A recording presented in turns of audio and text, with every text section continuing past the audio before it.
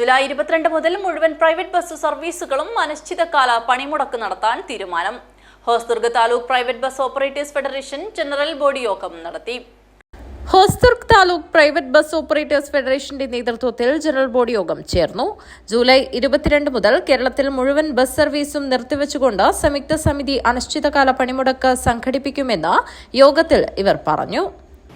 ഈ ജൂലൈ മാസം 22-ാം തീയതി, അതായത് നാളെ, കേരളത്തിലെ മുഴുവൻ ബസ്സുകളും നിർത്തിവെച്ചുകൊണ്ട് അനിശ്ചിതകാല സമരത്തിന് മുന്നോട്ടിറങ്ങുകയാണ്.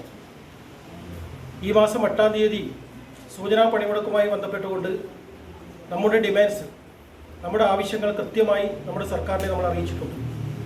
വിദ്യാർത്ഥികളുടെ കാലോചിതമായ ചാർജ് വർധനവ്, അതുപോലെ PCC വിഷയങ്ങൾ, തൊഴിലാളികൾക്കുള്ള സ്വഭാവ സർട്ടിഫിക്കറ്റ് ഹാജരാക്കണമെന്നുള്ള ഒരു നിയമം വന്നിട്ടുണ്ട്. അത് തൽക്കാലത്തേക്ക് എടുത്തു കളയണമെന്നുള്ളൊരു ആവശ്യം ഞങ്ങൾ അവിടെ പറഞ്ഞിട്ടുണ്ട്. അതുപോലെ ലിമിറ്റഡ് സ്റ്റോപ്പ് ബസ്സുകൾക്കുള്ള പെർമിറ്റ് കൃത്യമായി പുതുക്കി നൽകാനുള്ള ഒരു നിവേദനവും നമ്മളവിടെ സമർപ്പിച്ചിട്ടുണ്ട്. അതുപോലെ ഈ ചലാൻ വഴി നമ്മുടെ ബസ് സർവീസിനെ ബാധിക്കുന്ന പല വിഷയങ്ങളുണ്ട്. പല സ്ഥലങ്ങളിലും നമ്മളെ ചെക്ക് ചെയ്യുന്നുണ്ട്. അതെല്ലാം ഒഴിവാക്കിക്കൊണ്ട് നമ്മുടെ കൃത്യമായി ഈ സംഘടനയെ മുമ്പോട്ട് നയിക്കുന്നതിന് വേണ്ടിയിട്ടുള്ള സർക്കാരിന് കൃത്യമായി വരുമാനമുള്ള ഒരു സംരംഭമാണ് ബസ് സംരംഭം.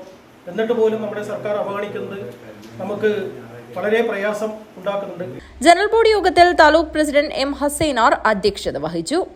ജില്ലാ സെക്രട്ടറിയും സംസ്ഥാന കമ്മിറ്റി മെമ്പറുമായ T. ലക്ഷ്മണൻ, സംസ്ഥാന committee member Sathyan Poochakkad, vice president P. Sukumaran, taluk vice president TP. Kunhikrishnan, taluk joint secretary Jithesh എന്നിവർ സംസാരിച്ചു. സംസ്ഥാന കമ്മിറ്റി മെമ്പറും താലൂക്ക് സെക്രട്ടറിയുമായ AV. പ്രദീപ് കുമാർ സ്വാഗതം പറഞ്ഞു. Joint secretary V. Ratheesh Kumar നന്ദി പറഞ്ഞു. News bureau, Kanhangad.